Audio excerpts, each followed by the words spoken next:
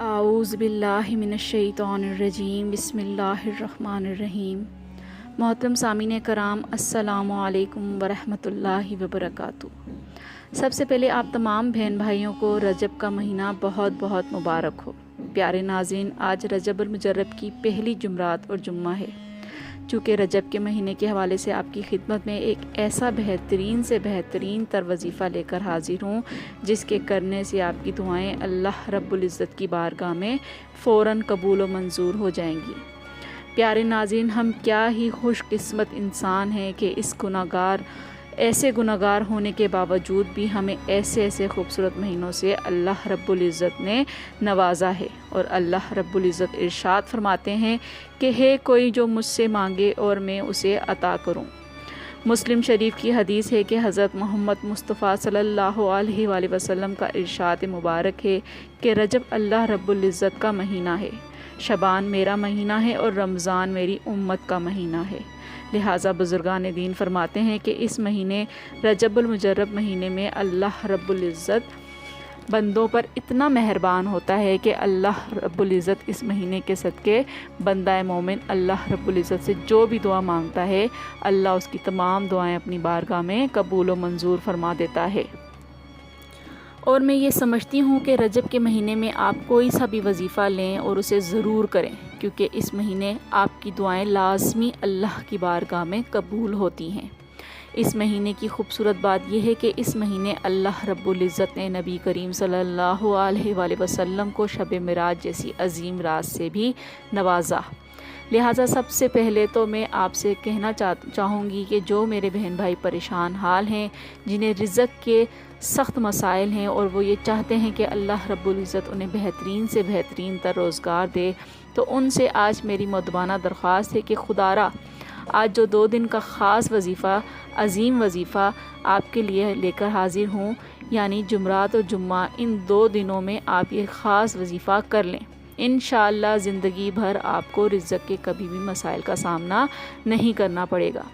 پیارے ناظرین، سب سے پہلے تو آپ ایک خوبصورت سی حدیث سن لیں جو کہ شب الایمان کی خوبصورت حدیث نمبر 380 میں درج ہے کہ جناب محترم سرور کونین حضرت محمد مصطفیٰ صلی اللہ علیہ وآلہ وسلم کا ارشاد مبارک ہے کہ جس نے رجب کا 1 روزہ رکھا تو وہ 1 سال کے روزوں کی طرح ہوگا۔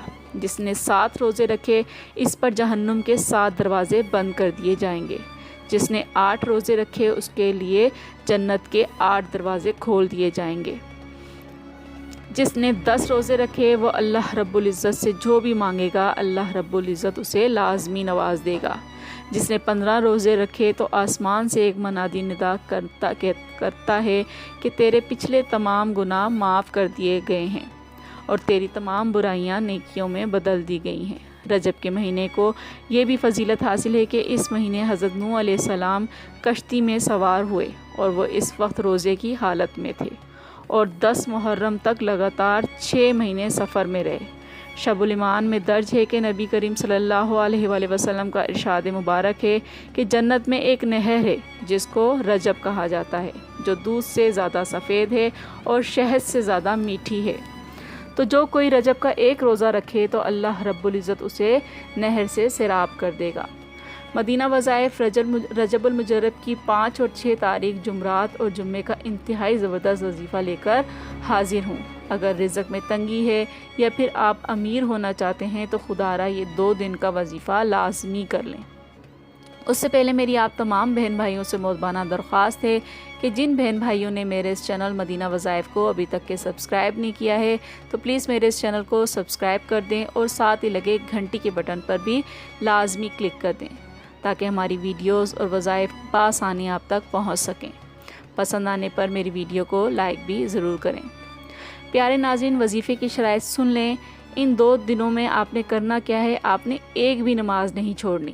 ویسے تو نماز چھوڑنی بھی نہیں چاہیے، اگر ہم نماز پابندی سے پڑھیں تو ہمارے کتنے مسئلے مسائل ایسے ہی حل ہو جائیں گے، لیکن اس وظیفے کی شرط یہ ہے کہ آپ نے 5 گھنٹہ نماز پڑھنی ہے 2 دنوں میں، جمعرات اور جمعہ۔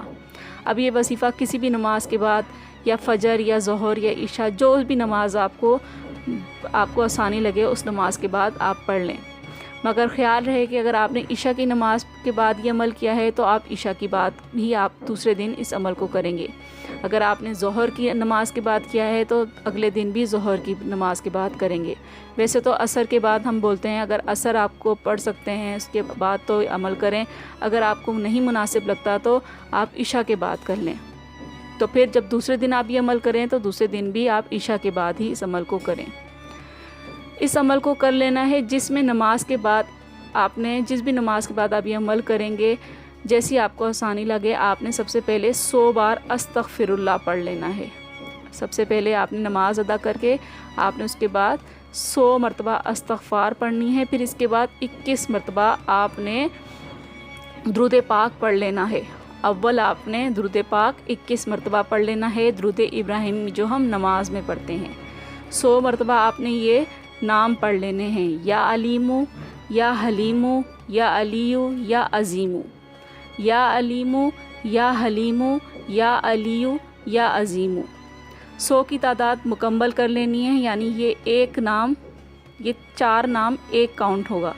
پھر اسی طرح یہ 100 کی تعداد آپ نے ان ناموں کو پڑھ لینا ہے۔ بزرگان دین فرماتے ہیں کہ یہ نام رزق کے حوالے سے بڑے ہی مفید نام مانے جاتے ہیں، اور رجب کے ماہ میں اگر پڑھ لیتے ہیں تو آپ کو جو بھی مسائل ہوتے ہیں، رزق کے مسائل ہیں، جو بھی پریشانیاں ہیں، وہ ختم اللہ تعالیٰ کر دیتا ہے۔ آخر میں پھر دوبارہ آپ نے 21 مرتبہ درود پاک پڑھ لینا ہے۔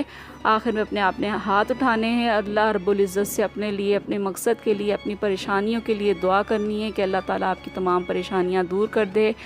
اپنی دعاؤں میں مجھے یاد رکھیے گا۔ خوش رہیں، آباد رہیں۔ اللہ حافظ۔